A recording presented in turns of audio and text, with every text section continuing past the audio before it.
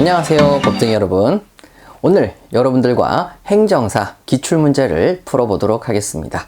자, 교재는 여러분들이 다 가지고 계시는 행정사 기출문제 요약서입니다. 그래서 요약도 들어가 있고 기출문제도 들어가 있죠. 자, 오늘 공부하신 범위 중에서 제일 시험에 많이 나오고 그 다음에 가장 중요한 부분을 꼽으라면은, 자, 우리 요약서 11페이지에 법원 관련되어 있는 부분입니다.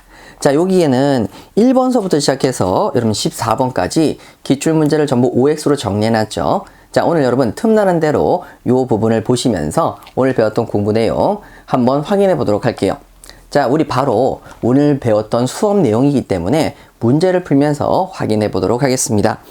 자, 여러분 1번 문제 보시죠. 민사에 관해서 법률의 규정이 없으면 판단을 안 합니까? 하지요. 뭘로? 관습법에 의해서 판단하고, 관습법이 없으면 뭐에 의하죠? 조리에 의합니다. 그래서 1번은 맞는 지문. 자, 그 다음에 2번 가시죠. 민법 제1조의 법률. 자, 이 법률은 우리가 국회에서 만든 형식적 의미의 법률만을 말했습니까? 관습법에 반대되는 성문법 전체를 말했습니까? 성문법 전체를 말했죠. 따라서 자, 형식적 의미의 법률만을 말한다. 아닙니다. 그래서 X. 자, 3번. 헌법에 의해서 체결 공포된 조약이나 일반적으로 승인된 국제법규.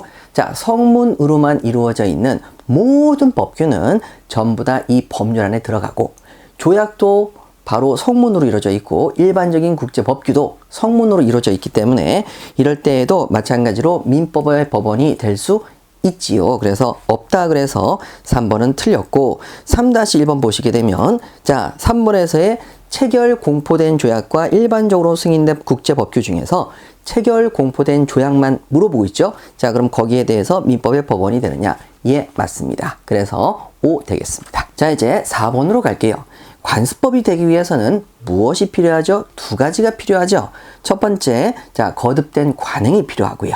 그 다음에 두 번째가 사회의 법적 확신과 인식입니다. 아, 법이다 라고 인정해야 되겠죠.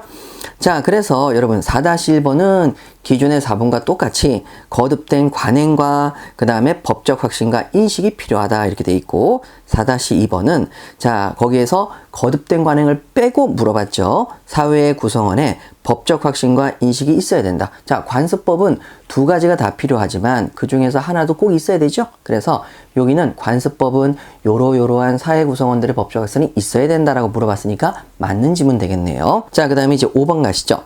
관습법도 자, 우측에 사회 구성원들이 확신을 더 이상 갖지 못해요. 법적 구속력이 있다는 확신이 없어요. 그러면 거듭된 관행은 있는데 법적 확신이 없으니 당연히 관습법의 효력이 부정되겠죠. 그래서 그 효력을 잃는다 이렇게 시험에 나왔습니다. 근데 5-1번을 보세요. 문제를 살짝 바꿨습니다.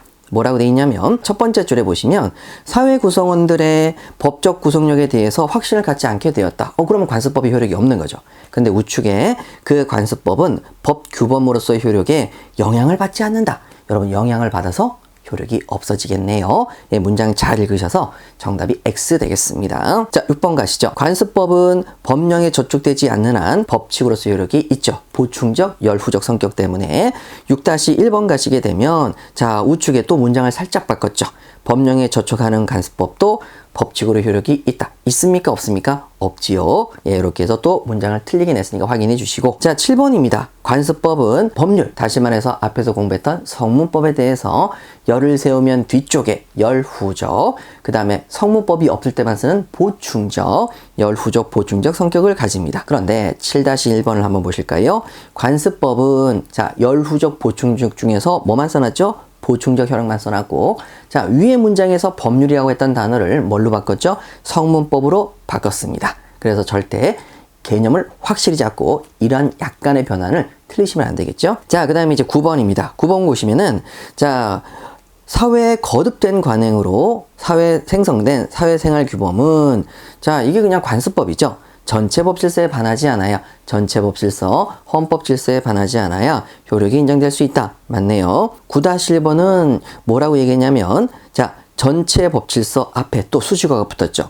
헌법을 최상위 규범으로 하는 전체법 질서에 반한다. 반대로 써놨습니다. 9번하고.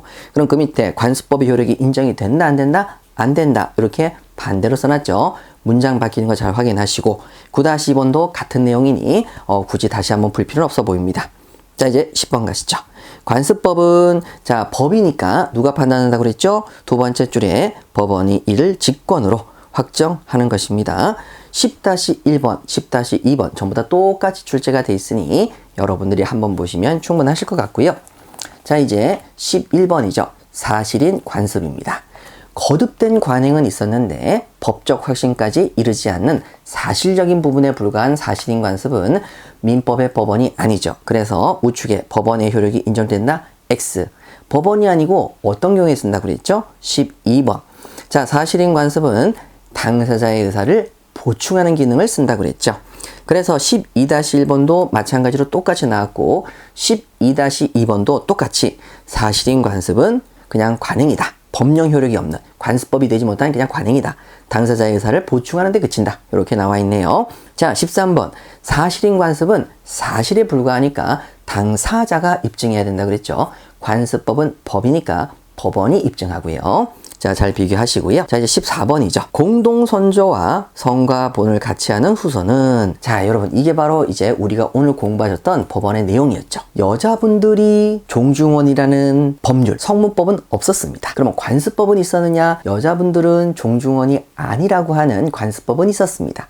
그것이 전체법 질서인 헌법 질서에 남녀평등에 반해서 관습법의 효력이 부정이 되고 성문법이었고 관습법이 없으면 판단을 안 하는 게 아니라 뭐에 의해서 판단한다? 조리. 자, 도리에 의해서 판단하죠. 그래서 조리에 의해서 어떤 판결이 나왔죠? 첫 번째 줄에 성별의 구별 없이 성년이 되면 당연히 종중원의 구성원이 되는 것이죠. 이것이 뭐에 합당하다? 조리에 합당하다.